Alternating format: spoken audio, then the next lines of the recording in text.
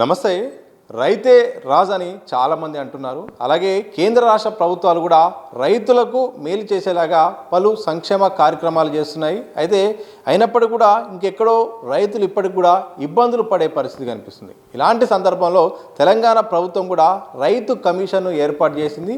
అందులో భాగంగా రైతుల యొక్క సమస్యలను తెలుసుకోవడం, అలాగే ప్రభుత్వ దృష్టికి కూడా తీసుకెళ్లడం, ఇలాంటి చాలా కార్యక్రమాలు అయితే జరుగుతున్నాయి. మొత్తానికి రైతు కమిషన్ అయితే మాత్రం రైతుల పట్ల ఉపయోగపడేలాగా వాళ్ళకి నిత్యం అందుబాటులో ఉండే ప్రయత్నం చేస్తుంది. దాదాపు 14 నెలలు కూడా పూర్తయింది. మరి రైతు కమిషన్ ఎలా పనిచేస్తుంది, అలాగే చైర్మన్గా వారి యొక్క ఈ 14 నెలల యొక్క అనుభవం ఎలా ఉంది, ఎలాంటి అంశాలు అయితే మాత్రం ఫీల్డ్ లెవెల్లో కూడా కనిపించాయి, ప్రభుత్వ దృష్టి కూడా ఏమేమి తీసుకెళ్లారు, మరిన్ని విషయాలు తెలుసుకుందాం. ప్రస్తుతం మనతో పాటు తెలంగాణ రైతు కమిషన్ చైర్మన్ కోదండరెడ్డి గారు ఉన్నారు. సార్ నమస్కారం.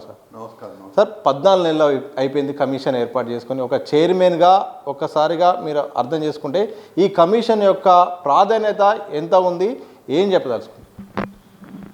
గౌరవ ముఖ్యమంత్రి రేవంత్ రెడ్డి గారు వ్యవసాయము, రైతు సంక్షేమం ఈ రెండింటిని కలిపి ఒక కమిషన్ ఏర్పాటు చేసిండ్రు.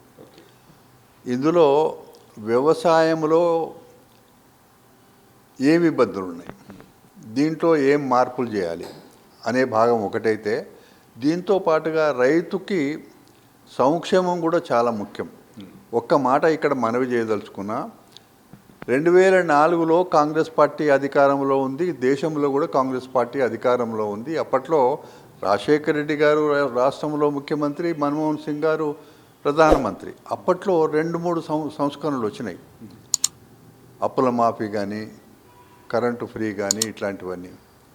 సో ఇప్పుడు రాష్ట్రం ఏర్పడ్డ తర్వాత వచ్చిన వ్యవసాయంలో వచ్చిన మార్పులు ఏమైనా ఆ 9.5 సంవత్సరాలలో ఏమైనా ఉన్నాయా అని అంటే, మేము కమిషన్గా నాకుండే అనుభవంతో ఉన్న అవకాశాలు కూడా పోయినాయి. ఎందుకు పోయినాయి అని అంటే, ఏ డిపార్ట్మెంట్లు అయితే, ఏ శాఖలు అయితే పనిచేయాలో, ముఖ్యంగా అగ్రికల్చర్ డిపార్ట్మెంటు, మార్కెటింగు, ఈ 2 కూడా పనిచేయాలి. అగ్రికల్చర్ డిపార్ట్మెంటును పూర్తిగా నిర్వీర్యం చేయబడ్డది 2014 రాష్ట్రం ఏర్పడిన తర్వాత. ఎందుకు నిర్వీర్యం చేసిండ్రు అని అంటే, ఉదాహరణకి విత్తనం ఉంది, విత్తనము హక్కు రైతుది. విత్తనము ఇక్కడ కంపెనీలు భారతదేశంలో ఎక్కడ లేని విధంగా విత్తన కంపెనీలు ఇక్కడ మొత్తం దేశంలో 40% విత్తనాలు ఇక్కడే పండిస్తున్నారు. మల్టీనేషనల్ కంపెనీలందరూ కూడా ఇక్కడే ఉన్నారు. కాబట్టి విత్తనము మంచి విత్తనం పోవాలి, కల్తీ విత్తనాలు ఉండొద్దు. ఈ దృక్పథంతో పెట్టిన ఇది ఇప్పుడు రాష్ట్రం ఏర్పడ్డ తర్వాత విత్తన కంపెనీలకు సర్టిఫికేషన్ వాళ్ళకే ఇచ్చేసిండ్రు, ధర వాళ్ళే నిర్ణయం చేసుకునేటట్టు చేసిండ్రు. కల్తీ విత్తనాలు ఏ కంపెనీనైనా అమ్మబడ్డది అని నిర్ధారణ అయిన తర్వాత కూడా కంపన్సేషన్ వచ్చే వ్యవస్థ లేకుండా అయిపోయింది. దానికి ఏమిటి, ప్రధానంగా అగ్రికల్చర్ డిపార్ట్మెంట్కి ఇవన్నీ బాధ్యతలు ఉండే, అవన్నీ ఎత్తేసారు. నెంబర్ 1. Number 2, marketing. రైతుకి తన ఉత్పత్తులు అమ్ముకోవడానికి దగ్గరలో మార్కెట్ ఉండాలి, దళారీ వ్యవస్థ ఉండొద్దు. ఈ 2 కూడా కొద్దిగా రైతుకి దూరం అయిపోయినాయి. దళారీ వ్యవస్థ పెద్ద పెద్ద మార్కెట్లలో పెరిగిపోయింది. ఇంకొకటి, దగ్గరలో మార్కెట్ లేకపోవడం వల్ల రైతులు తమ ఉత్పత్తులను రోడ్ల మీద పెట్టుకొని అమ్ముకుంటుండ్రు. కాబట్టి ఈ 2 శాఖలు చాలా ముఖ్యమైనవి, వ్యవసాయానికి సంబంధించినవి. దీంట్లో మార్పులు రావాలి. ఇంకొకటి, రేవంత్ రెడ్డి గారు ముఖ్యమంత్రి కాకముందు అనుభవం, ధరణి అనుభవం, దాని తర్వాత అంత వేగంగా భూభారతి చట్టం తీసుకురావడంలో ముఖ్యమంత్రి గారు చిత్తశుద్ధి కానీ, కమిట్మెంట్ కానీ కనిపిస్తుంది. భూమి హక్కును మళ్ళీ కల్పించడానికి అదొక పెద్ద మార్పు వచ్చింది. అదేవిధంగా విత్తన హక్కును కూడా కాపాడాలి. దీంట్లో ముఖ్యంగా ఇవాళ ఎక్కడ చూసినా ఏం చెప్పుకుంటున్నారు, కాళేశ్వరం అంటున్నారు. కాళేశ్వరము మినహా ఎక్కడ ఏ చెరువు పేరు లేదు, ఏ ప్రాజెక్టు పేరు లేదు. నిలబడితే కాళేశ్వరం, కూర్చుంటే కాళేశ్వరం. ఇదేమైపోయింది, చివరిగా ఆధారాబాదరాగా చేసిండ్రా లేకపోతే నిర్లక్ష్యమా, ఏదో రకంగా అవి కుంగిపోయింది. ఇప్పుడు ఏమిటి, పూర్వం నుంచి కూడా, నిజాము కాలం నుంచి కూడా తెలంగాణలో గొలుసు చెరువులు ఎక్కువ. ఈ గొలుసు చెరువులు ఉండేటిది ఏంది, మైనర్ ఇరిగేషన్ తీసుకెళ్ళి ఆనాటి ఆ ప్రభుత్వం తెలంగాణ ప్రభుత్వం మేజర్తో కలిపింది. దానివల్ల ఏమైపోయింది, చెరువుల నిర్వహణ లేకపోవడం వల్ల, అంతకంటే ముందు చెరువులు నిర్వహణ కానీ బాధ్యత కానీ దాని నిధులు కానీ నీటి సంఘాలు ఉండేటివి, అవన్నీ కూడా ఎత్తేసిండ్రు. ఈ విధంగా వ్యవసాయానికి ఏదైతే ముఖ్య ఆధారాలు ఉన్నాయో అవన్నిటినీ దూరం చేయడం వల్ల ఇబ్బందులు వచ్చినాయని మేము కమిషన్ ఏర్పడిన తర్వాత ఈ మైండ్ ఇరిగేషన్ను వేరుగా చేయాలి, దీనికి నీటి సంఘాలు ఉండాలి. దీనివల్ల ఎక్కువ భాగం, ఉదాహరణకి కృష్ణా పరివాహక ప్రాంతం, గోదావరి పరివాహక ప్రాంతం చాలా తక్కువ ఏరియా ఉంటుంది. సో ఇది ప్రభుత్వం దగ్గర పెట్టినాం. అది ముఖ్యమంత్రి గారు కూడా వెంటనే దానిపైన స్పందించారు. అదొక పెద్ద మంచి నిర్ణయం. రెండవది, రైతులు ఆత్మహత్యలు చేసుకుంటున్నారు. రైతులు ఆత్మహత్యలు చేసుకోవడం సమాజానికి మంచిది కాదు. ఇది అప్పుడు కూడా కాంగ్రెస్ పార్టీ రాష్ట్రంలో అధికారంలో ఉన్నప్పుడు కూడా రైతులు ఆత్మహత్యలు తగ్గించడానికి వెంటనే ఆనాడు ఓ కమిషన్ ఏర్పాటు చేసిండ్రు, Ramachandra Reddy commission. Ramachandra Reddy commission report ఇచ్చింది. దాన్ని అమలు ఆ కాలంలో జరిగింది, కానీ మళ్ళీ తెలంగాణ రాష్ట్రం ఏర్పడిన తర్వాత అమలు జరగలేదు. మళ్ళీ ఇప్పుడు మేము 2-3 సార్లు ఎన్జిఓలతో, ప్రముఖులతో, డాక్టర్లతో అందరితో మీటింగ్ అయిన తర్వాత ఈ ఆత్మహత్యలు తగ్గాలి, దీన్ని ఏ రాజకీయ పార్టీ కూడా రాజకీయం చేసుకోవద్దు అని చెప్పడానికి, ఇందులో ఈ ఆత్మహత్యల విషయంలో ఎవరైతే పనిచేస్తున్నారో ఎన్జిఓలు, వాళ్ళు ఏమంటారంటే అప్పుల భారం, అకాల వర్షాలు, ఈ 2-3 విషయాలతో ప్రధానంగా అప్పుల భారం. ఆ కౌలు రైతులు కానీ ఆ పేద రైతులు కానీ ఎవరి దగ్గర తీసుకుంటున్నారు, బ్యాంకులో రుణం దొరకదు వాళ్ళకి. వాళ్ళంతా కూడా ప్రైవేట్ అప్పులు తెచ్చుకోవాలి. దానిపైన ఏ విధమైన నిషేధం లేదు, కంట్రోల్ లేదు. సో అప్పటికే తెలంగాణలో మనీ లెండింగ్ చట్టం ఉండడం వల్ల ఈ ఎవరైతే అప్పులు ఇస్తారో వాళ్ళపైన నిఘా ఉండేది. వాళ్ళు ఇంట్రెస్ట్ రూల్ ప్రకారంగా ఇంట్రెస్ట్ తీసుకోవాలని ఉండే, పుస్తకాలు కూడా ఆడిట్ జరిగేటివి. కమిషన్ ఏర్పడ్డ తర్వాత కమిషను ఒక నిర్ణయానికి వచ్చి చీఫ్ సెక్రటరీ గారికి ఆ విషయం చెప్పిన తర్వాత ఇప్పుడు అది అమల్లోకి వచ్చింది. అన్ని కలెక్టర్లు కూడా దాన్ని అమలు చేస్తున్నారు. ఇది మేజర్ ఇష్యూ. ఇకపోతే తెలంగాణలో కేవలం వరే పండిస్తున్నారు. వరి పండించడము అనేది ఒక భాగం కొంతవరకు పర్వాలేదు, కానీ నేను ఇందాక మనవి చేసినట్టుగా ఎక్కువ భాగం బోరు బావుల కింద వ్యవసాయం పండిస్తున్నారు. దానివల్ల ఏమవుతుంది, ఎప్పుడైనా కరువు వస్తే కానీ, భూగర్భ జలాలు తగ్గితే కానీ అది రైతులకి బాగా నష్టపోతుంది. రెండవది, ఈ ఎన్డీఏ గవర్నమెంట్ ఇది బియ్యం సేకరణ విషయంలో, ధాన్యం సేకరణ విషయంలో అనేకమైన మార్పులు తీసుకొచ్చిండ్రు. రైతు దగ్గర రాష్ట్రంలో ప్రొక్యూర్మెంట్ పాలసీ అంతా అస్తవ్యస్తంగా ఉంది. అందుకే మేమేం చేసినామంటే, ఈ తెలంగాణ రాష్ట్రంలో హార్టికల్చర్ చాలా ప్రధానమైంది. కూరగాయలు కానీ, పండ్ల తోటలు కానీ, పూల తోటలు కానీ ఇవన్నీ కూడా బాగా ఉండేటివి. దాదాపుగా ఒక ఎగ్జాంపుల్ చెప్తా మీకు. నల్గొండ జిల్లాలో బతాయి తోటలు 4 లక్షల ఎకరాల్లో ఉంటే రాష్ట్రం ఏర్పడిన తర్వాత 1 లక్ష ఎకరాలకు తగ్గింది.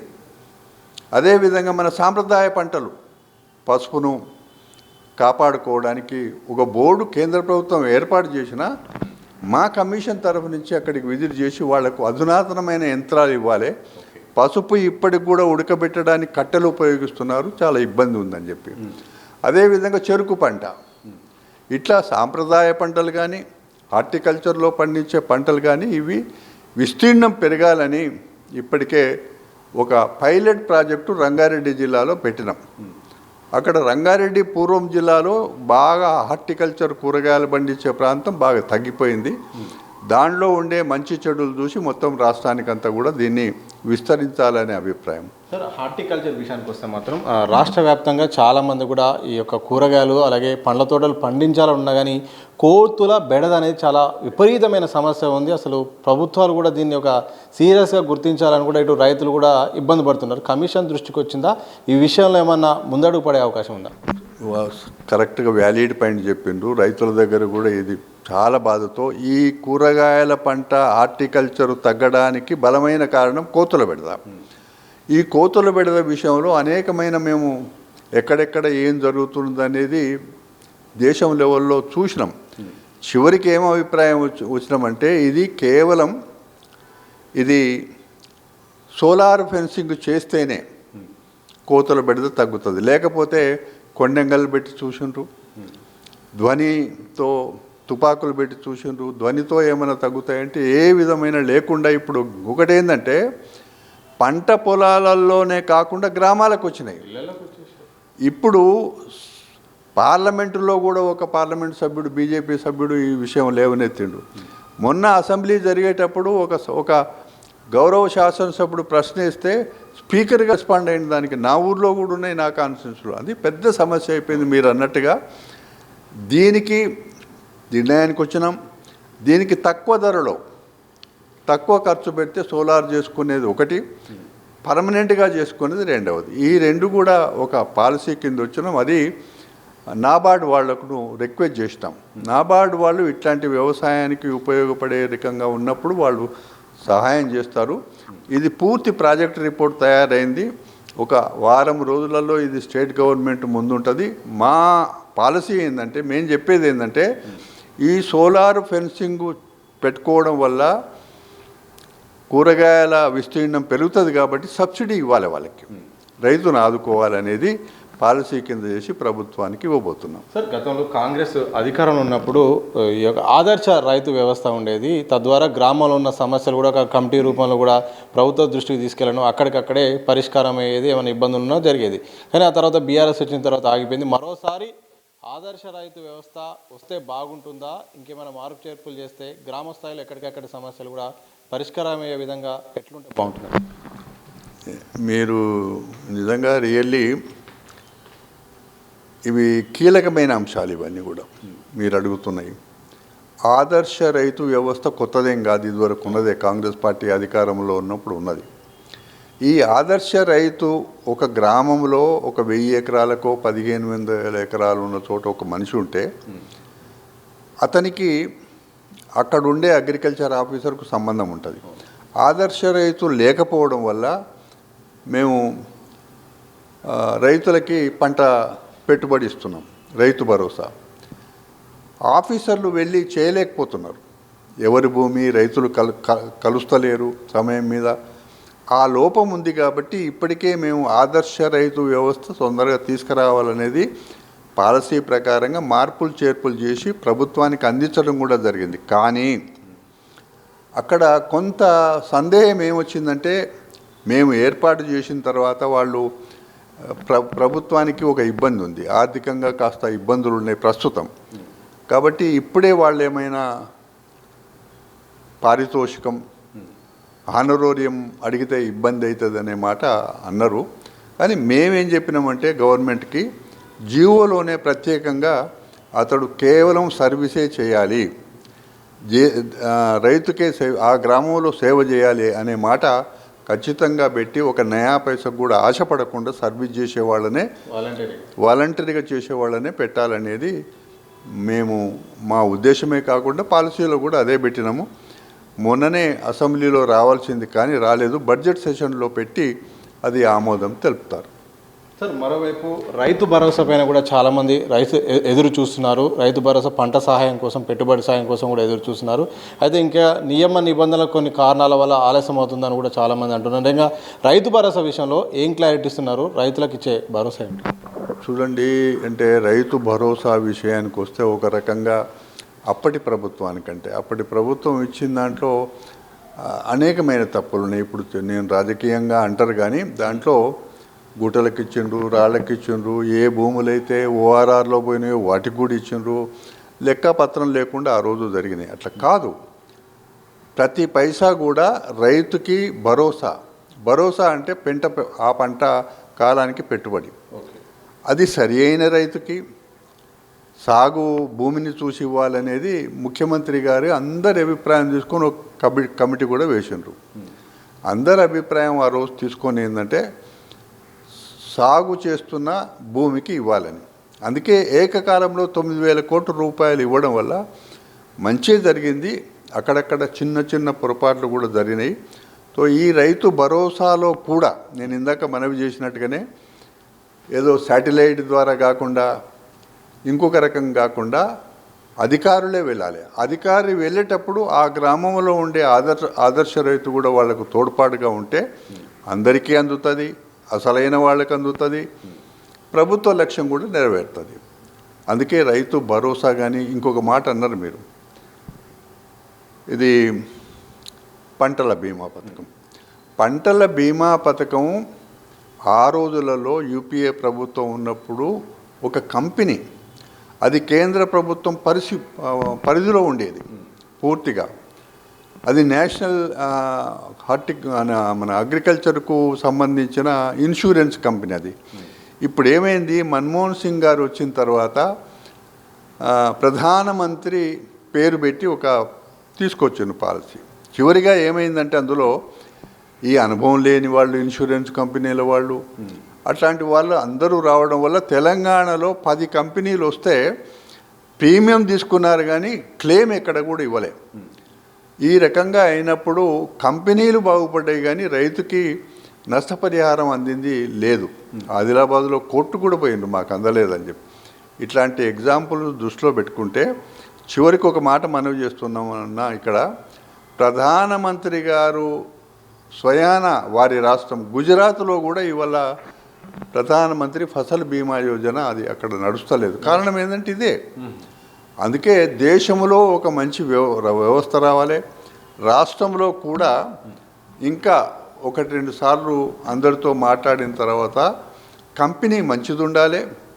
రైతుకి నష్టపోయిన రైతుకి పంట నష్టం పోతే ఖచ్చితంగా దానికి అందే విధంగా ఆ కంపెనీలు ఉండాలి అనే అభిప్రాయంతో ఇప్పటికే 2-3 సమావేశాలైనాయి అగ్రికల్చర్ మినిస్టర్ గారి పరిధిలో. నేను అనుకుంటా వచ్చే ఈ పంట తర్వాత వచ్చే వర్షాకాలం పంట నాటికి ఒక కొత్త పాలసీ అయితే వస్తుంది. సార్, రైతులకు ఎరువుల విషయంలో కొన్ని ఇబ్బందులు అయితే వస్తున్నాయి. ఒకవైపు యూరియా కొరత ఒక సమస్య అయితే, మరోవైపు యాప్ ద్వారా బుక్ చేసుకుండా అనేది నిజంగా చాలామంది నిరక్షరాస్యులైన రైతులకు చాలా ఇబ్బంది పెడుతుంది ఈ టెక్నాలజీ కారణంగా. ఈ విషయంలో కమిషన్ ఏమైనా గుర్తించిందా? ప్రభుత్వ దృష్టి కానీ వ్యవసాయ శాఖ దృష్టి కానీ తీసుకెళ్ళిందా? ప్రభుత్వం నుండి ఏమన్నా మార్పు చేర్పులు ఏమైనా జరిగే అవకాశం? అని ఒకటి, యాప్ అనేది మేము వ్యతిరేకం కాదు, కానీ ఈ టెక్నాలజీ వల్ల, ఈ యాప్ వల్ల ఏమవుతుంది, రైతు దగ్గర చాలామంది దగ్గర ఆ రకమైన కొన్ని స్మార్ట్ ఫోన్కు తప్పిస్తే ఇతర ఫోన్లలో అది పనికిరాదు ఒకటి. రెండవది, రైతుకి ఇవన్నీ పనులు చేసి తను యాప్లో లోడ్ చేసి ఇవన్నీ అతనికి కుదరదు. వాస్తవంగా ఒకరి మీద డిపెండ్ కావాల్సి వస్తుంది. అందుకే కమిషన్ తరఫున అగ్రికల్చర్ మినిస్టర్ గారికి మేము సూచన చేసింది ఏంటంటే, ఒక పక్కన యాప్ను ప్రయోగం చేయండి, కానీ దాని మీద పూర్తిగా డిపెండ్ కాకండి. రైతు ఎవరైతే భూమి ఉండి వ్యవసాయం చేస్తున్నాడో అతనికి కార్డు ఇవ్వండి. ఒక కార్డు అగ్రికల్చర్ డిపార్ట్మెంట్ కనుక ఇస్తే నిదానంగా ఇవాళ కాకపోతే రేపు పోతాడు. ఈ రకంగా పరిగెత్తుకొని పోయి క్యూలలో నిలబడడు, ఇబ్బందులు కూడా రావు. కాబట్టి ఒక్కసారే అందరూ ఫర్టిలైజర్ దుకాణానికి పోవడం వల్ల కూడా ఏమవుతుంది, దొరుకుతుందో దొరకదో అని చెప్పి కూడా ఒక సంచి అవసరం ఉంటే 2 సంచులు కూడా కొనుక్కొని పోతున్నారు. ఇందులో తప్పులు కూడా జరిగే ప్రమాదం ఉంది. కాబట్టి మేము కన్సర్న్ మినిస్టరు తుమ్మల నాగేశ్వరరావు గారికి ఏం చెప్పినామంటే, యాప్ ఒక పక్కన, రెండవది కార్డు కూడా, ఈ 2 ఇచ్చినట్టయితే ఎక్కడ కూడా ఇబ్బంది లేకుండా రైతుకు అందుతుంది అనేది మా అభిప్రాయం. పూర్వం నుంచి కూడా వ్యవసాయానికి అధికారులు ఎట్లా ఉండేవాళ్ళు, రైతులతో రోజు కలుసుకునేవాళ్ళు, అంత దగ్గరగా ఉండేవాళ్ళు. ఎట్లా ఉండేవాళ్ళు అని అంటే అనేకమైన కార్యక్రమాలు, రైతు చైతన్య యాత్రలు, విత్తన పండుగ, అనేకమైన పేర్లతో రైతు దగ్గరికి పోవడానికి అనేకమైన పేర్లతో కార్యక్రమాలు ఉండేది. కనీసం ఒక పంట కాలంలో 2-3 సార్లు అయినా పోయేవాళ్ళు. సాగు చేయకముందు ఒకసారి, విత్తనం వేసిన తర్వాత ఇంకొకసారి, పంట చేతికొచ్చిన తర్వాత ఇంకొకసారి. ఈ రకంగా కార్యక్రమాల ద్వారా ఈ అధికారులే రైతుల దగ్గరికి పోవడం వల్ల రైతుకి ఏ విధమైన ఇబ్బంది లేకుండా జరిగింది. కానీ మళ్ళీ ఇక్కడికి వస్తే అన్ని వ్యవస్థలు కూడా నేను చెప్పక తప్పదు. రాష్ట్రం ఏర్పడ్డ తర్వాతనే ఈ పేర్లని మాయమైపోయినాయి, కార్యక్రమాలు మాయమైపోయినాయి, అన్నీ కూడా పక్కన పెట్టేసిండ్రు. నేను అనేది కాదు, మొన్న అగ్రికల్చర్ డిపార్ట్మెంట్ వాళ్ళ డైరీ మన రిలీజ్ చేసిండ్రు. అక్కడ వాళ్ళే అంటున్నారు, అధికారులే, ఇవన్నీ కార్యక్రమాలు పక్కన పెట్టిండ్రు, మేమేం చేయలేకపోతున్నాం, ఇంట్లో కూర్చొని ఆఫీసులో కూర్చొని కంప్యూటర్ ముందర పెట్టుకొని పని చేయమంటే ఎట్లా జరుగుతుంది అనే బాధ వాళ్ళల్లో ఉంది. కాబట్టి వాస్తవమే, రైతు దగ్గరికి పోవాలి అనంటే పూర్వం ఏవైతే కార్యక్రమాలు ఉన్నాయో ఆ కార్యక్రమాలన్నీ కూడా మళ్ళీ రివ్యూ చేసుకొని అవి మళ్ళీ మొదలు పెట్టాలి. సార్, పోడు రైతుల సమస్య నిజంగా చాలా కొన్ని సంవత్సరాల నుంచి ఉన్నది. గతంలో బీఆర్ఎస్ హయాంలో అయితే మాత్రం కేసీఆర్ నేను కుర్చీ వేసుకొని పరిష్కరిస్తా, అందరికీ కూడా పట్టాలు ఇస్తా అని చెప్పి అది పెండింగ్లో పడిపోయింది. ఇప్పటికి కూడా ఆదివాసులు అయితే చాలామంది రైతులు అయితే మాత్రం గిరిజన రైతులు కూడా ఇంకా చాలా ఎదురు చూస్తున్నారు, పట్టాల కోసం ఇబ్బందులు పడుతున్నారు. దీనికైనా పరిష్కార దిశగా అడుగులు పడే అవకాశం ఉందా?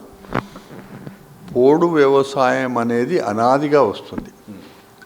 అడవులలో వ్యవసాయం చేసుకునేవాళ్ళు కేవలం అక్కడ వర్షాధార పంటలే పండించేవాళ్ళు, బోర్లు వేసుకునేవాళ్ళు కాదు, బావులు తవ్వుకునేవాళ్ళు కాదు.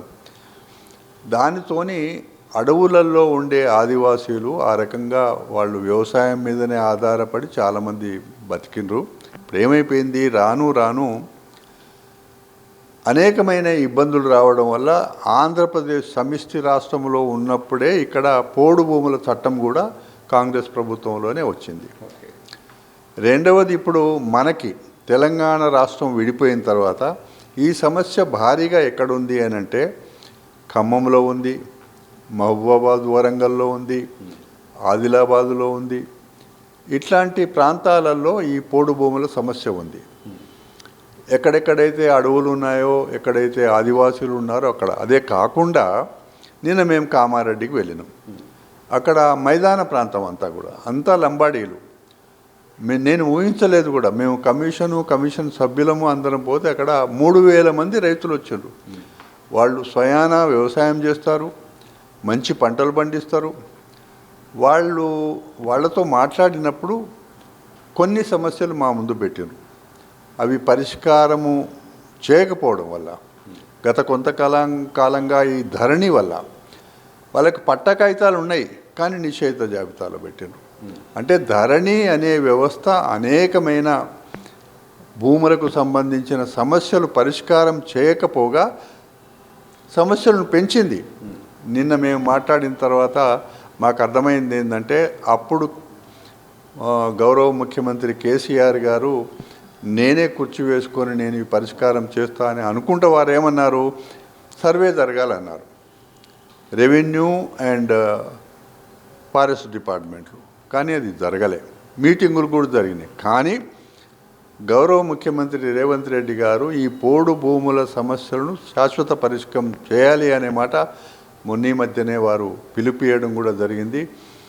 వాస్తవం, కొన్ని ప్రాంతాలలో ఆదివాసీలు ఉన్నారు, ఆదివాసీలు కాని వాళ్ళు ఉన్నారు, వాళ్ళ మధ్యలో కూడా ఇబ్బంది ఉంది. ఇప్పుడు ఎట్లా ఉందంటే 1/70 ప్రకారంగా ఆ భూములు ఆదివాసీలకే చెందుతుంది. నానా ఆదివాసీల కింద వాళ్ళ కంట్రోల్లో కూడా కొన్ని భూములు ఉన్నాయి. దానికి పరిష్కారం కావాలి. ఇక అంతిమంగా శాశ్వత పరిష్కారం కావాలి అని అంటే, నేను ఇందాక మనవి చేసినట్టు పూర్వం వ్యవసాయం లేదు. ఇప్పుడు అటవీ ప్రాంతాలలో కూడా బోర్లు వేసుకోవాల్సిన అవసరం వచ్చింది. ములుగు వెళ్ళినాం మేము. అక్కడ ములుగు వెళ్ళినప్పుడు విత్తన కంపెనీల వాళ్ళు అఘాయిత్యం వల్ల చాలామంది నష్టపోతే భారతదేశంలో ఎన్నడూ కూడా లేని విధంగా 4 కోట్ల రూపాయలు వాళ్ళకి కంపెనీలతో. సో ఇది దీని తర్వాత కొన్ని సమస్యలు ఉంటే పరిష్కారం చేసినాం. ఇది నిజంగా రేవంత్ రెడ్డి గారికి ఒక ఆలోచన ఉంది. కొంతమంది ఆఫీసర్లను, రెవెన్యూ వాళ్ళను కూడా తీసుకెళ్ళి ఫారెస్ట్లో అప్పుడే డిప్యూట్ చేసినారు, మీరు అక్కడ పనిచేయాలని. దేనికి? రేపు రెవెన్యూ డిపార్ట్మెంటు అనుభవం ఉన్నవాళ్ళు అందులో ఉండాలి, ఫారెస్టు రెండూ కలిపి సమిష్టిగా సర్వేలు చేసి సరిహద్దులు నిర్ణయం చేసి శాశ్వతమైన ఎవరైతే హక్కుదారులు ఉన్నారో వాళ్ళకందరికీ పట్టా హక్కులు కలిగించాలి. ప్రభుత్వం ఇచ్చే అన్ని రాయితీలు కూడా వాళ్ళకి అందేటట్టుగా ఉండాలి. అదేవిధంగా నిన్న పోయినప్పుడు బ్యాంకు రుణాలు మాకు ఇస్తలేరు. వాస్తవమే, బ్యాంకు రుణాలు వాళ్ళకి అందటం లేదు, అందాలి వాళ్ళకు కూడా. సో ఇవన్నీ జరగాలి అని అంటే ఈ ప్రభుత్వం ఆలోచన చేస్తున్న విధంగా ముందుకు పోతే కనుక ఇది ఒక 3-4 మాసాలలో కొత్త చట్టం కూడా వచ్చింది భూభారతి, దీనికి అనుగుణంగా ఇవన్నీ పరిష్కారం చేసుకోవడానికి అవకాశం ఉంటుంది. కానీ ప్రభుత్వాలకు చిత్తశుద్ధి ఉండాలి. ఈ ప్రభుత్వానికి ఆ చిత్తశుద్ధి ఉంది అనేది గౌరవ ముఖ్యమంత్రి గారికి పదే పదే అంటుంటాడు. ఆయనకి రైతు బిడ్డ, రైతు కుటుంబం నుంచి వచ్చిండు, రైతుల సమస్యలు తెలుసు. కాబట్టి ఆ విధంగా ముఖ్యమంత్రి గారి ప్రోత్సాహం కానీ, మొత్తం క్యాబినెట్ ప్రోత్సాహం కానీ కమిషన్కు ఉంది. ఆ ప్రోత్సాహంతో, ఆ బలంతో ముందుకెళ్ళి తొందరలోనే ఏవైతే రాష్ట్రం ఏర్పడ్డ తర్వాత పరిష్కారం కావలసినవి కూడా కాకుండా పోయినాయి అవన్నీ కూడా చేసి ప్రభుత్వానికి సమగ్రమైన నివేదిక, అంటే ఒకేసారి కాకుండా దేనికి దానికి ఎంబడెంబడే ఆ నివేదికలని పంపిస్తాం. చివరి చెప్పండి, కమిషన్ ఏర్పడ్డ దగ్గర నుండి కూడా ఒకవైపు మీరు ఆకస్మిక తనిఖీలు చేస్తున్నారు, మరోవైపు రైతుల నుండి ఫిర్యాదులు తీసుకుంటున్నారు, ఎక్కడెక్కడ ఏ సమస్యలు ఉన్నాయో ఫీల్డ్ విజిట్ చేస్తున్నారు. ఓవరాల్గా ఈ 14 నెలల కాలంలో రైతులను ప్రధాన సమస్యలు ఏం గుర్తించారు, అలాగే చివరిగా రైతు కమిషన్ ఏం చేసింది, ఏం చేయబోతుందంటే ఏం చెప్తారు? చూడండి, ఎవరైనా కమిషన్ కానీ ఎవరైనా క్షేత్రస్థాయిలో పోయినప్పుడే మనకు అసలు విషయాలు తెలుస్తాయి. మేము ఆకస్మికంగా కాకపోయినా వాళ్ళకి ఆఫీసర్లకు మేము వస్తున్నామని చెప్పే పోయినప్పుడు అనేకమైన అంశాలు, ఎక్కడ రైతులకి ఉత్పత్తులు అమ్ముకుంటున్నారు, కూరగాయలు అమ్ముకుంటున్నారు. ఆ కూరగాయల మార్కెట్కి పోతే అంతా ఎక్కడ చూసినా మాకు దళారీ వ్యవస్థ కనిపించింది. ఇంకొక మాట ఏంటంటే, మనకు ఎక్కడి నుంచి కూడా ఒక చుట్టుపక్కల రాష్ట్రాల నుంచి దిగుమతి అయ్యేటివి, ఇప్పుడు దూర రాష్ట్రాల నుంచి కూడా కూరగాయలు వస్తున్నాయి, ఇతర దేశాల నుంచి పళ్ళు వస్తున్నాయి. ఇది మన దగ్గర పండే పంటనే ఇది. సో అందువల్ల మేము క్షేత్రస్థాయిలో పోయినప్పుడు మాకు ఈ విషయాలన్నీ బయటపడ్డాయి. కాబట్టి నిన్న కరెక్ట్ అడిగిన మీరు, నిన్న మేము కామారెడ్డికి పోయినాం. వస్తూ తొవ్వల 800 ఎకరాల భూమి ఉంది. ఎవరిది? అగ్రికల్చర్ డిపార్ట్మెంట్ది అది ఆ రోజులలో. కానీ ఇప్పటి వరకు దాన్ని ఎవరు కూడా పట్టించుకోలే. నిన్న మేము పోయినప్పుడు మంచి సారవంతమైన భూమి, వనరులు ఉన్నాయి, నీటి వసతి ఉంది. కానీ అక్కడ ఆ భూమిని మనము వాడుకోవడానికి విత్తనాలు పండించవచ్చు, కూరగాయల విత్తనాలు పండించవచ్చు. ఇదంతా కూడా పక్కన పెట్టి ఇంకొకటి ఏంటంటే, ఈ 800 ఎకరాలు అక్కడక్కడ వేరే వాళ్ళు ఆక్రమించుకుంటున్నారు. లోపల చూస్తే ఆనాడు కట్టిన బిల్డింగులు, కాంగ్రెస్ పార్టీ అధికారంలో ఉన్నప్పుడు కట్టిన బిల్డింగులు కూడా కూలిపోయే పరిస్థితికి వచ్చినాయి. సో అందువల్ల క్షేత్రస్థాయిలో పోయినప్పుడే మనకు విషయాలు తెలుస్తాయి. ఆస్తులు ఏమిటి, కార్యక్రమాలు ఏమిటి. ఉస్మానియా అగ్రికల్చర్ యూనివర్సిటీ ఉంది. అగ్రికల్చర్ యూనివర్సిటీలో ఉండే విత్తన పరీక్షలు చేసే ఆఫీసులు ఉన్నాయి. అక్కడ అనేకమైన రీసెర్చ్ సెంటర్లు ఉన్నాయి. అక్కడికి కూడా పోయి చూసినాం మేము. మలక్పేటలో ఒకటి ఉంది. ఇట్లాంటివన్నీ కూడా అగ్రికల్చర్, హార్టికల్చర్కు సంబంధించిన అన్ని శాఖలు కానీ, ఆస్తులు కానీ, మార్కెట్లు కానీ. మేము బత్తాయి తోటలు పండించే తోటలకు పోయినాం, నల్గొండ పోయినాం, రైతులతో కలిసినాం, మార్కెట్లో చూసినాం. వాళ్ళకు వస్తున్న సమస్య ఏమిటంటే, మంచి మొక్కలు దొరుకుతలేవు. బయట పోయి ఎక్కడనో ప్రైవేట్ నర్సరీలలో తెచ్చుకున్నారు. అవి తీరా పెట్టుబడి పెట్టి పండించిన తర్వాత కాయలు వాటికవే రాలిపోతున్నాయి. మార్కెట్ వ్యవస్థ లేదు. నల్గొండనే పెద్ద మార్కెట్ ఉంది, మేము అప్పుడు చెప్పింది. కానీ అక్కడ పోయిండు రైతులు, ఒక 6 మాసాలు చూసిన అంత దళారీ వ్యవస్థతో ఇక మనకు కుదరదని హైదరాబాద్కి వచ్చి అమ్ముకుంటుంది. అంటే ఎందుకు, మేము క్షేత్రస్థాయికి పోయినాం కాబట్టి విషయాలు తెలిసినాయి. ఇది నిజంగా మాకు ఒక రకంగా బలం ఇచ్చింది, విషయాలు తెలిసినాయి. ఇది ఎప్పటికప్పుడు రిపోర్ట్స్తో సహా ఇదంతా కొంత రిఫార్మ్స్ తీసుకురావడానికి, వ్యవసాయంలో కానీ, రైతు సంక్షేమానికి కానీ, అదేవిధంగా కూరగాయలు, ఆకుకూరలు, ఈ పంటలు పెంచడానికి కానీ, రైతులకి మరీ ముఖ్యంగా రైతు ఎంత అవసరమో కన్జ్యూమర్ని కూడా చూడాలి. అతనికి విపరీతంగా ధరలు పెరిగి మంచి కూరగాయలు, తాజా కూరగాయలు అందాలి, మంచి ఆహార పంటలు వాళ్ళకి దొరకాలి. కాబట్టి ఇటు పంట పండించే రైతు కన్జ్యూమర్నే చూడాలి, కానీ మధ్య దళారీ వ్యవస్థను తగ్గించడానికి, దాన్ని నిర్మూలన చేయడానికి కొన్ని కఠినమైన నిర్ణయాలు తీసుకుంటే తప్పితే అవి నెరవేరవు.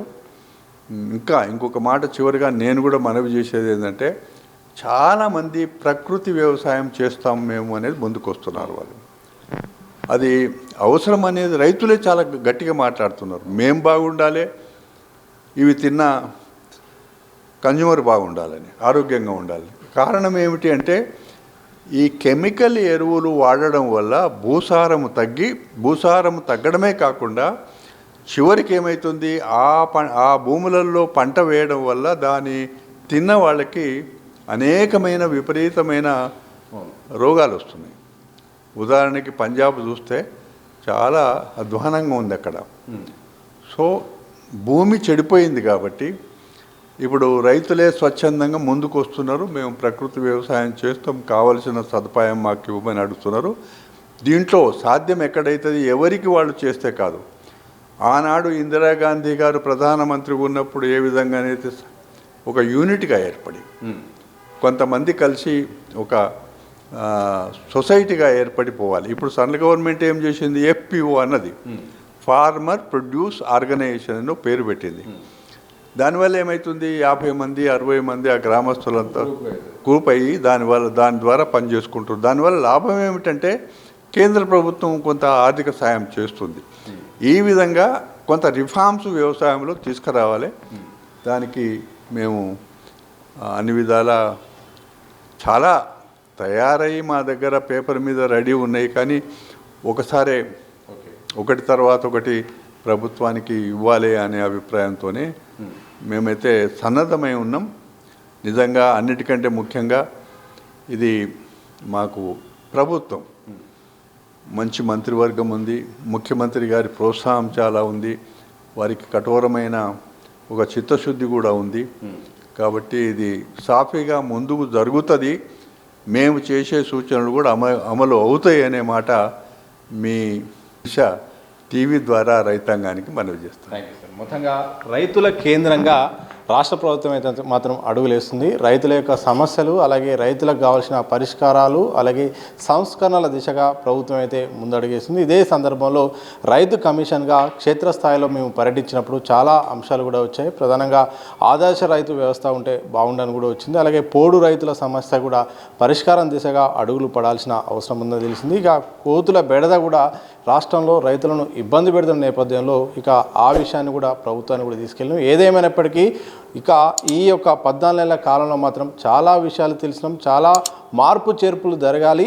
రైతు సంక్షేమం కోసం ప్రభుత్వం కట్టుబడి ఉంది. ఆ రకంగా మరిన్ని కార్యక్రమాలు చేయడం ద్వారా రైతుల్లో కూడా ఒక వ్యవసాయం పట్ల కానీ అలాగే ధైర్యం కూడా ఉంటుంది. దాంతోపాటు ఈ మధ్యకాలంలో ప్రకృతి వ్యవసాయం దిశగా చాలామంది కూడా అడుగులేస్తున్నారు. వాళ్ళకు కూడా ప్రోత్సాహాల దిశగా కూడా ప్రభుత్వం వెళ్ళాలని కూడా కోరుకుంటాం. ఏదేమైనప్పుడు కూడా రైతుల ఎలాంటి ఇబ్బందులు వచ్చినా కానీ సమస్యలు వచ్చినా కానీ రైతు కమిషన్ అయితే మాత్రం వాళ్ళ యొక్క అంశాలను, సమస్యలను, ఫిర్యాదులను తీసుకుంటాం. తప్పకుండా వ్యవసాయ శాఖకు, ప్రభుత్వానికి కూడా దీనికి సంబంధించిన పరిష్కార మార్గాల కోసం అయితే మాత్రం తగు సూచనలు కూడా చేస్తామని కూడా వ్యవసాయ కమిషన్ చైర్మన్ కోదండరెడ్డి గారు ప్రధానంగా చెప్పిన సందర్భం అయితే కనిపిస్తూ ఉంది. చూస్తూనే ఉండండి దిశ టీవీ.